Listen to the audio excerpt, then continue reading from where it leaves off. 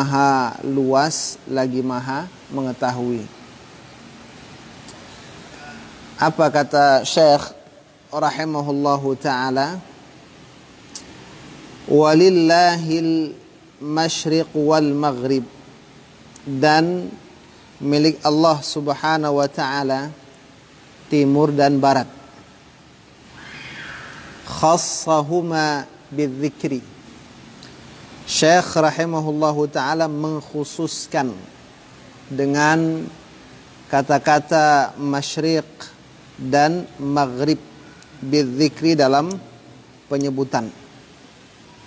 Kenapa di dalam ayat ini yang dikhususkan itu kata-kata timur dan barat? Tidak ayat-ayat arah-arah selain daripada timur dan barat. Padahal arah itu kan tidak hanya timur dan barat, gitu. Li'annahuma mahallul ayatil azimah.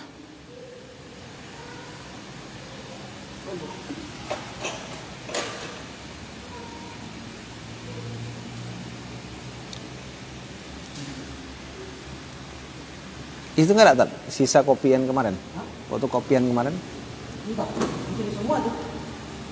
Oh, lihat. Semua yang kopi di semua. Yang baru. Yang baru paling di atas tuh. Yang baru-baru.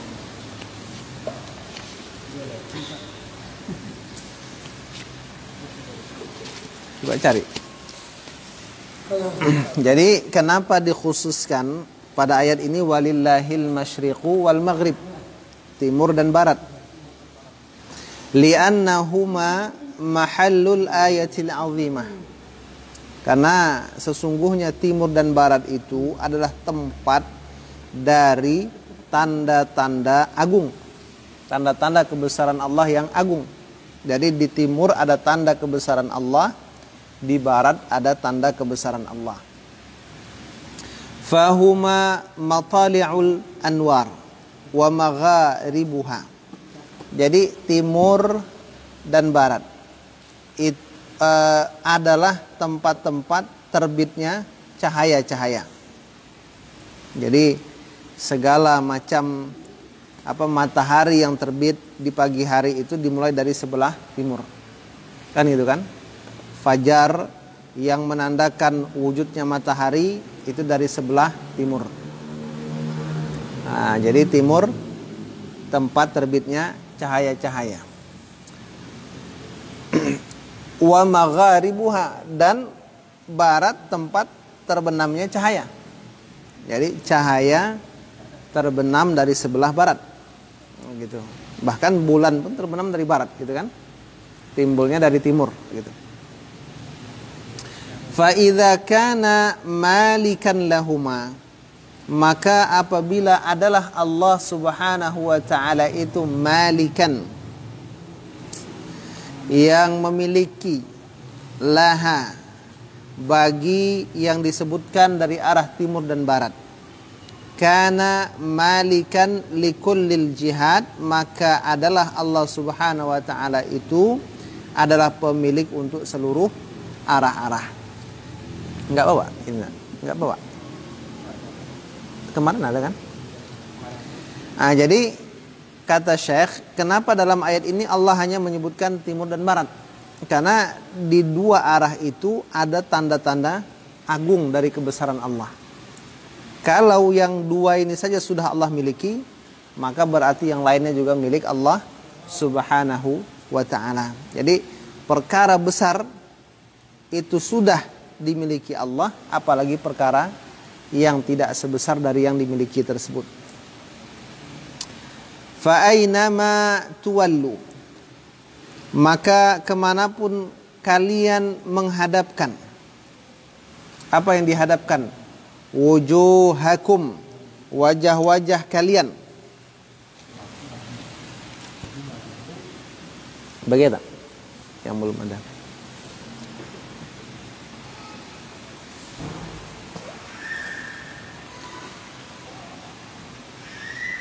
Ini siapa, si Raihan?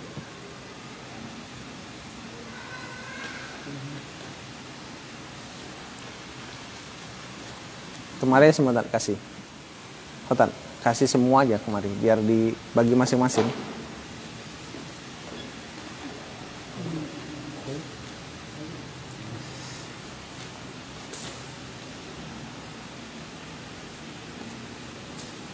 Tafsir yang kecil. Nah. Baik. Fa aynama tuwallu, maka kemana saja kalian berpaling atau kalian memalingkan, apa yang dipalingkan? Wujuhakum, wajah-wajah kalian, minal jihad, dari arah-arah itu. Idza kana tawallikum iyyaha bi amrih, apabila adalah pemalingan kalian kepada arah-arah itu dengan perintah Allah, imma ayyamurakum biistiqbalil qiblah ba'da an kuntum ma'murina biistiqbali Baitul Maqdis. Ada kalanya Allah memerintahkan kalian menghadap Ka'bah. Adapun bahwa Allah Subhanahu wa taala memerintahkan kalian dengan menghadap Ka'bah setelah kalian diperintahkan menghadap Baitul Maqdis. Au tu'maruna bis salati fis safar, atau kalian diperintahkan salat dalam perjalanan, ala rahilah, di atas kendaraan, wa nahwiha, dan seumpamanya. Fa innal qiblah haitsu ma tawajjaha al-'abdu, maka sesungguhnya kiblat itu di mana saja menghadap hamba tersebut, au tashtabihul qiblah, atau tidak jelas kiblat tersebut, fa yataharras salata ilaiha, kemudian dia meninjau, mencari salat untuk mengarah ke arah kiblat. Thumma yatabayyan lahul khata'u, thumma yatabayyanu lahu al khata', kemudian jelas baginya kesalahan. Au yakunu ma'dzuran, atau dia itu diuzurkan, bisalbin, dengan sebab sakit, au maradin wa nahwi dzalik, dan yang seumpamanya. Fahadhil umur, maka ini perkara-perkara, imma ayyakuna al-'abdu fiha ma'dzuran au ma'muran, ada kalanya atau adapun adalah hamba tersebut pada perkara tersebut dia uzurkan atau diperintahkan. Jadi maksudnya gini, fa aynama salbin, salib, disalib. Jadi maksudnya fa aynama tuwallu wujuhakum minal jihad, kemana saja kalian memalingkan wajah kalian dari arah-arah. Jadi kita sama-sama tahu ketika baginda Rasulullah sallallahu alaihi wasallam di Mekah, itu kan sholatnya menghadap Baitul Maqdis. Posisi Baitul Maqdis dengan Mekah itu ketika Nabi sholat bisa disejajarkan. Nah gitu, disejajarkan. Jadi ketika Nabi menghadap Ka'bah itu menghadap Baitul Maqdis. Setelah baginda Rasulullah sallallahu alaihi wasallam pindah ke Madinah, Rasul tidak bisa menghadap Ka'bah sekaligus menghadap Baitul Maqdis. Maka Nabi sallallahu alaihi wasallam salat menghadap Baitul Maqdis. Apa yang terjadi? Orang-orang Yahudi merasa senang gitu. Kenapa senang? Karena mereka melihat umat Islam itu sholat menghadap kiblat mereka. Nah, jadi harapan mereka nanti ketika umat Islam melakukan itu, maka mudah-mudahan mereka akan mengikuti ajaran agama Yahudi. Nah, itu. Ini anggapan orang-orang Yahudi. Ternyata setelah permintaan baginda Rasulullah sallallahu alaihi wasallam, apa yang terjadi? Allah memerintahkan Rasul untuk berpindah arah kiblat. Kenapa berpindah? Nabi merasa nyaman kalau sholat itu menghadap Baitullah Ka'bah. Nah disinilah orang-orang Yahudi itu tak terima. Nah gitu, tak terima gitu. Kata mereka, kenapa pula Muhammad apa sebab Muhammad ini kok pindah kiblatnya? Nah, gitu. Apa sebab? Maka Allah mengatakan maghrib apa? Timur, barat itu adalah milik Allah. Jadi kemana Allah mau memindahkan kiblat terserah Allah. Tidak ada hak bagi manusia untuk memprotes kehendak Allah dalam memindahkan kiblat sholat seorang insan. Jadi kita sudah disyariatkan ketika melakukan ibadah sholat untuk menghadap ke arah Ka'bah. Ini yang pertama. Berarti itu dalilnya bisa juga yang di mobil, sholat di mobil itu ya? Nah, belum selesai lagi kan? Belum lagi. Masih permulaan tuh kan. Yang kedua, Allah mengatakan walillahil masyriq wal maghrib. Punya Allah langit dan bumi. Kita diperintahkan untuk mengerjakan sholat. Lalu mengerjakan sholat dengan menghadap kiblat. Ada kondisi-kondisi tertentu di mana orang itu tidak bisa pas menghadap Ka'bah. Mana contohnya? Ketika kita berada di wilayah yang jauh dari Ka'bah, maka sangat sulit kita bisa pas sholat menghadap bangunan Ka'bah. Artinya apa? Yang diperintahkan adalah mengharap arah Ka'bah. Kenapa? Walillahil masyriqu wal maghrib. Yang kedua, ketika seseorang itu mengerjakan sholat, tersamar baginya kiblat. Nggak jelas mana kiblat. Akhirnya dia berijtihad. Dan sampai selesai sholat, sampai dia kembali ke rumahnya, tak jelas juga mana kiblat dari tempat yang dia sholat tadi. Maka walillahil masyriqu wal maghrib. Apalagi ketika seseorang itu terikat, diikat di satu tempat, diarahkan ke sebelah yang membelakangi kiblat. Waktu sholat masuk, dia mau sholat. Bagaimana ini? Apakah dia harus menghadap kiblat? Walillahil masyriqu wal maghrib. Apalagi sholat sunat yang dilakukan di atas kendaraan, tidak bisa mengarahkan kendaraan ke arah kiblat, maka walillahil masyriqu wal maghrib. Nah, itu dia maksudnya. Wa bikulli halin, maka dengan setiap keadaan, famastaqbala jihatan minal jihad kharijatan an mulki rabbih, maka tidaklah hamba tadi menghadap satu arah dari berbagai macam arah yang keluar dari kerajaan atau kepemilikan Allah Subhanahu wa ta'ala. Jadi kita jangan pernah khawatir ya. Timur, barat, utara, selatan itu semuanya adalah milik Allah. Cuma kita ketika sudah jelas bagi kita ini Ka'bah, ini arah Ka'bah, kita diperintahkan sholat menghadap tempat tersebut. Kenapa? Karena itu sudah disyariatkan. Bukan berarti arah-arah lain itu adalah arah yang bukan menjadi bagian dari kekuasaan Allah Subhanahu wa ta'ala. Fathamma wajhullah, maka di sana ada wajah Allah. Innallaha wasi'un alim, sesungguhnya Allah Subhanahu wa ta'ala itu maha luas lagi maha mengetahui. Apa kata Syekh rahimahullahu ta'ala? Fihi itsbatul wajhi lillah. Pada ungkapan firman Allah ini, fathamma wajhullah, itu ada itsbat, penetapan al-wajhu, wajah bagi Allah. Cuma ini perlu kita garis bawahi ya. Ahlus sunnah wal jamaah berprinsip Allah itu tidak serupa dengan makhluk. Ketika kita mengatakan Allah memiliki satu anggota tubuh, wajah itu anggota tubuh, berarti seolah-olah kita akan menjerumuskan umat kepada penyerupaan Allah dengan makhluk. Makanya ulama Ahlussunnah wal Jamaah mengatakan kata wajah ini dimaksudkan adalah zat Allah.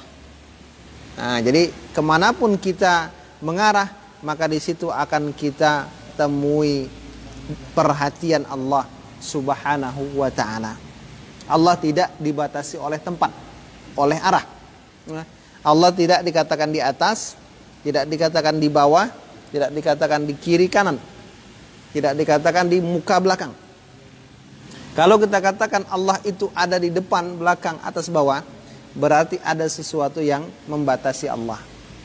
Nah, jadi Syekh mengatakan, menurut beliau Allah itu punya wajah. Ini keyakinan beliau. Kita Ahlussunnah mengatakan Allah tidak dinisbahkan kepadanya anggota tubuh. Karena penisbatan anggota tubuh itu menyerupai makhluk. Alal wajhil laiqi bihi ta'ala, di atas jalan yang layak bagi Allah Ta'ala. Wa anna lillahi wajhan, dan bahwasanya bagi Allah Subhanahu wa Ta'ala itu ada wajah. La tushbihuhul wujuh, yang wajah-wajah lain tidak menyerupai wajah Allah. Ini keyakinan beliau ya. Kita Ahlussunnah wal Jamaah sudah menegaskan bagaimana keyakinan kita. Wa huwa ta'ala, dan Allah Subhanahu wa Ta'ala itu wasi'ul fadli was sifat, yang luas. Apa Allah? Allah itu kan wasi', maha luas. Apa yang luas? Nah, kita dikatakan luas, luas bidang perut. Gitu kan? Luas dahi, misalnya. Apa lagi ya? Kalau Allah wasi'ul fadli, luas karunia, was sifat, dan luas sifat-sifatnya. Azimuha, agung karunianya, agung sifat-sifat Allah. Alimun bisarairikum, maha mengetahui dengan rahasia-rahasia kita. Wa niyyatikum, dan niat-niat kalian, kata Allah. Famin si'atihi wa ilmih, termasuk dari keluasan Allah dan pengetahuan Allah. Wasa'alakumul amra, Allah luaskan bagi kalian perkaranya yang Allah perintahkan. Wa qabila minkumul ma'mur, dan Allah menerima dari kalian sesuatu yang diperintahkan.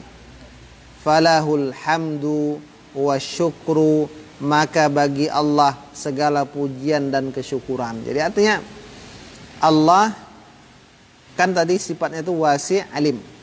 Wasi' itu wasi'ul fadli wal wasifat, luas karunianya, luas sifat-sifatnya, agung karunianya, agung sifat-sifatnya.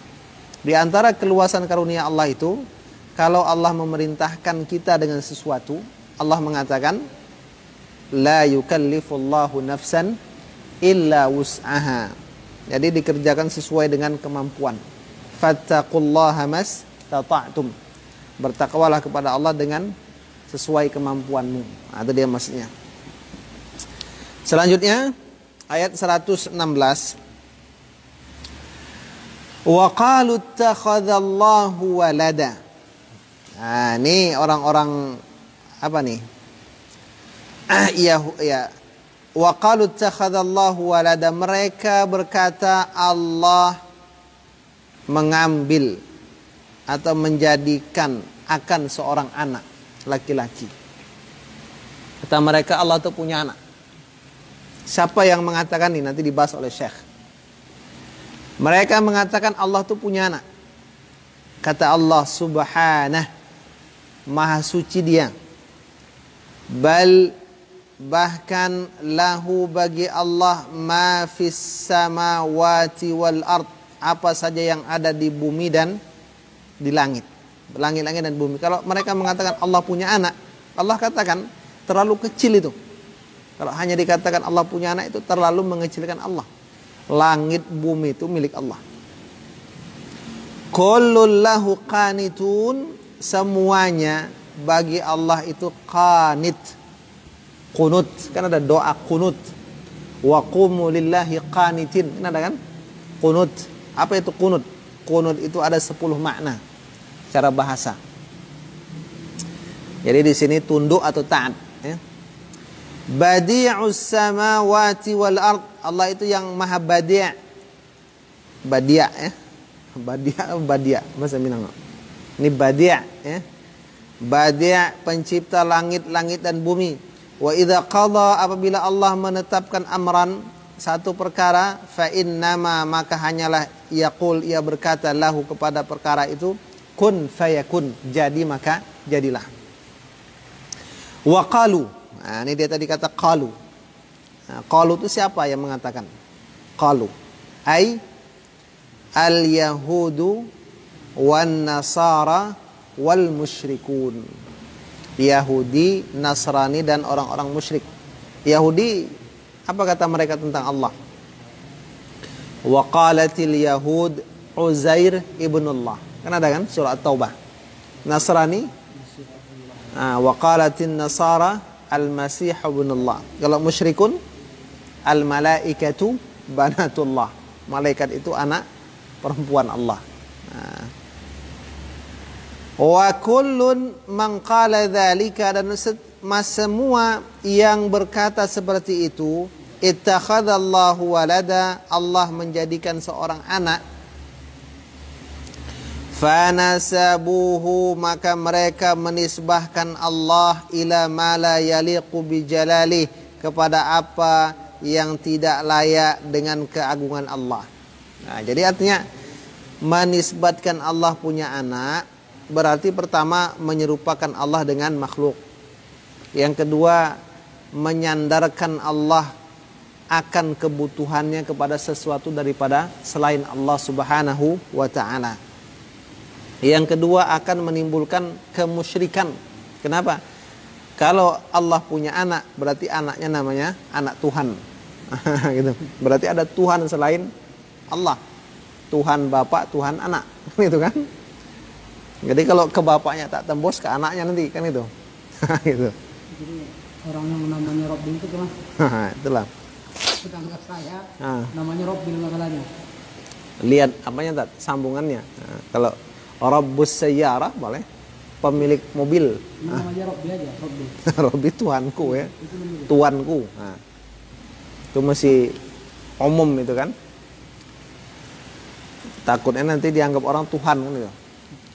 Wa asa'u kullal isa'ah, orang yang mengatakan Allah itu punya anak, mereka telah berbuat buruk dengan semua perbuatan buruk.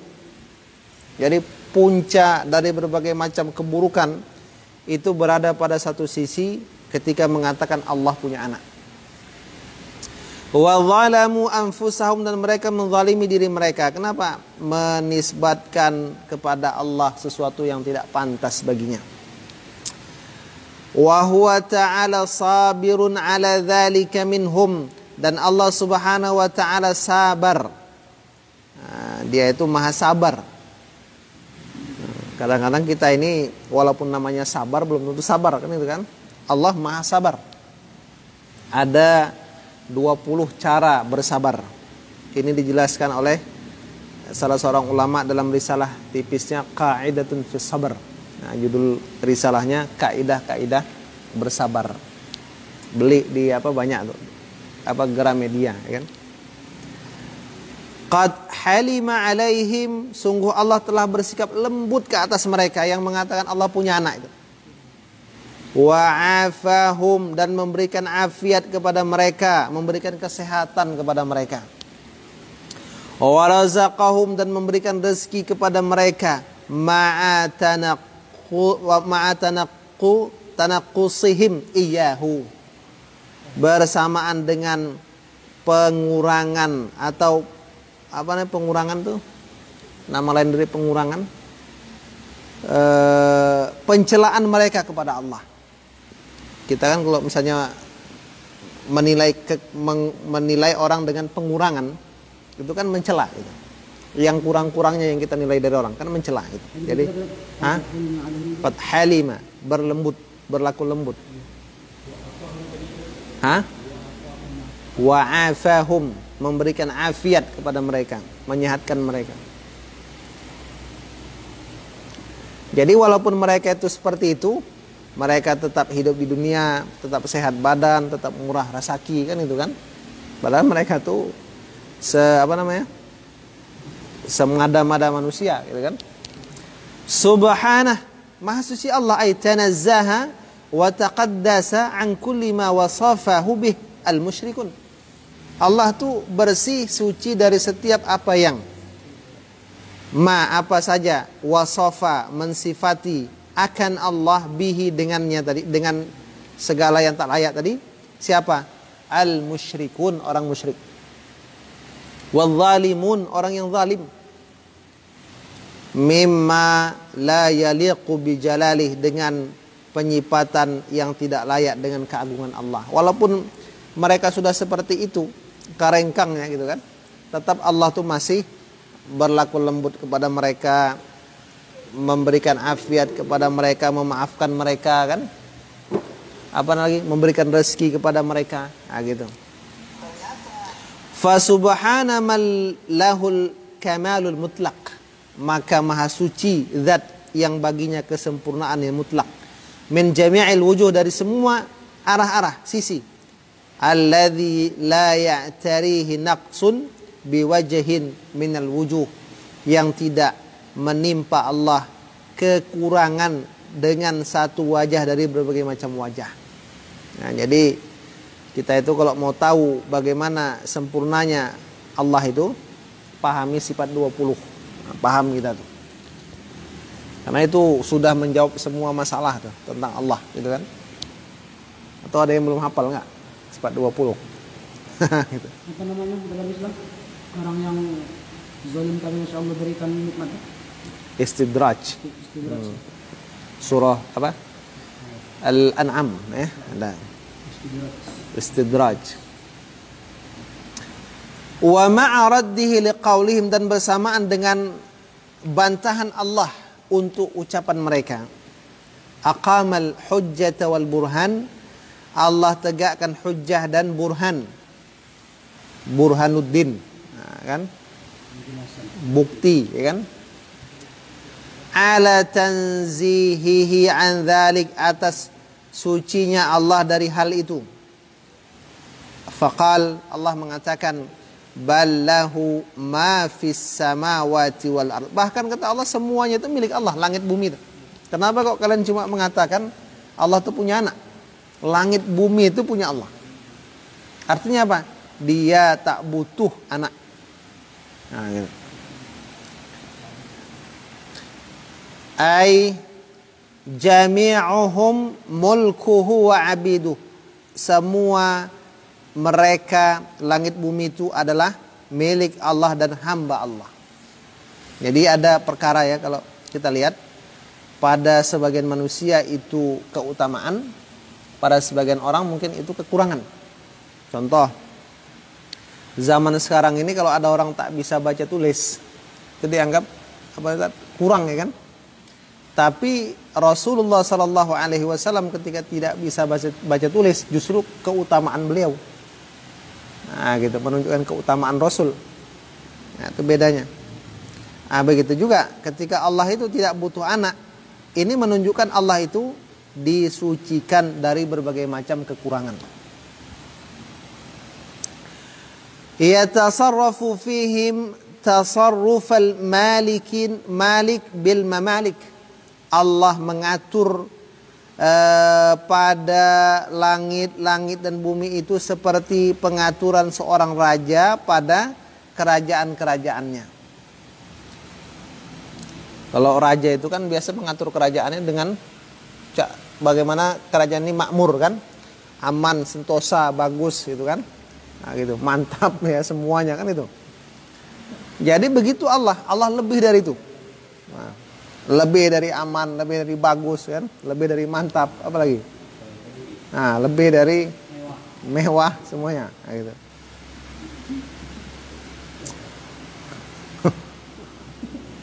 Wahum qanituna lahu, dan mereka itu semua tunduk kepada Allah. Musakharuna tahta tadbiri, ditundukkan di bawah pengaturan Allah. Jadi jangan ada yang merasa bisa keluar dari kekuasaan Allah.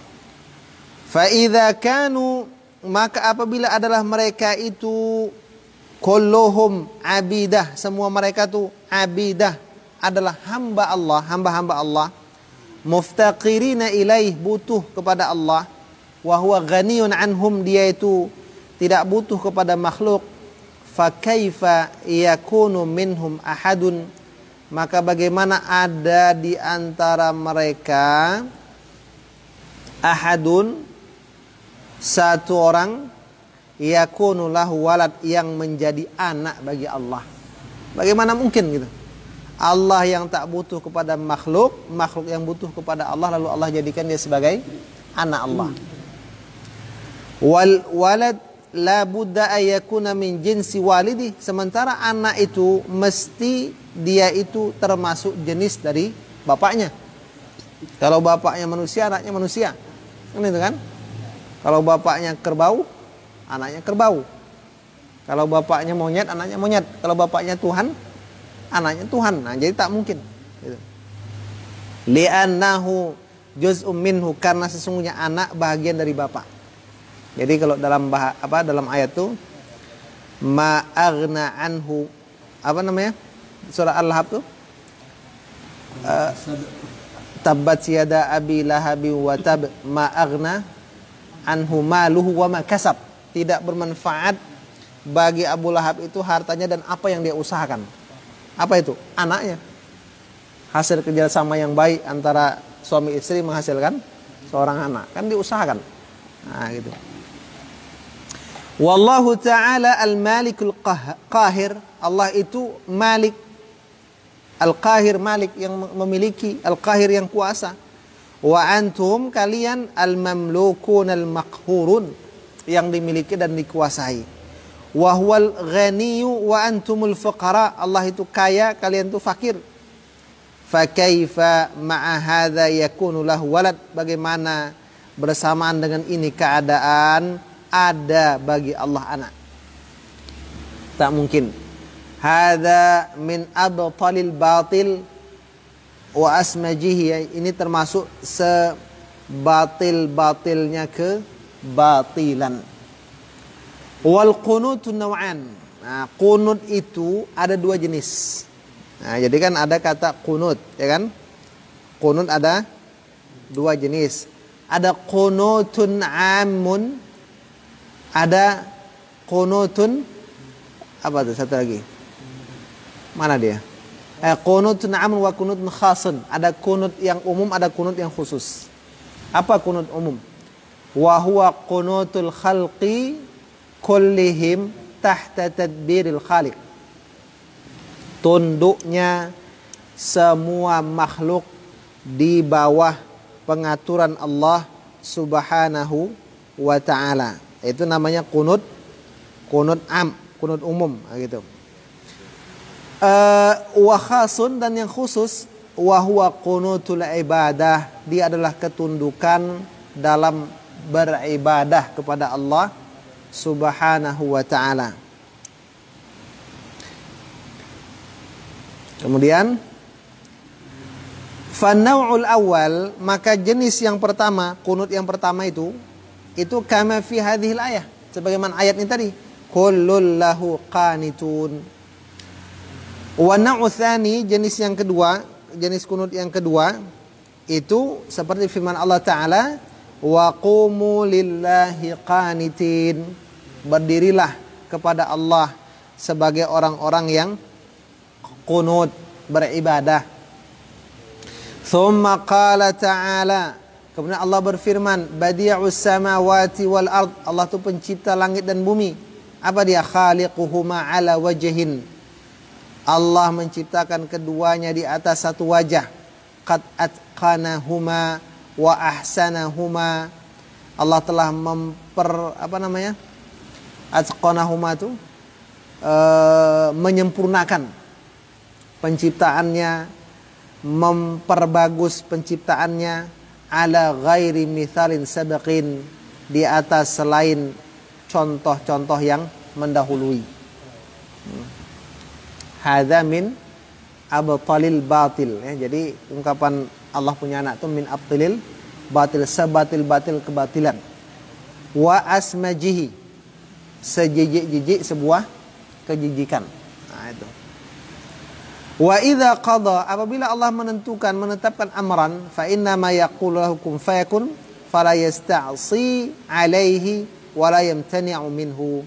Tidak ada satu orang pun yang akan tidak ada sesuatu yang yasta'si, sulit atas Allah. Wala yamtani'u, dan tidak ada yang sukar minhu, daripada Allah Subhanahu wa taala. Jadi ini penjelasan dari surah Al-Baqarah ayat 114. Nah.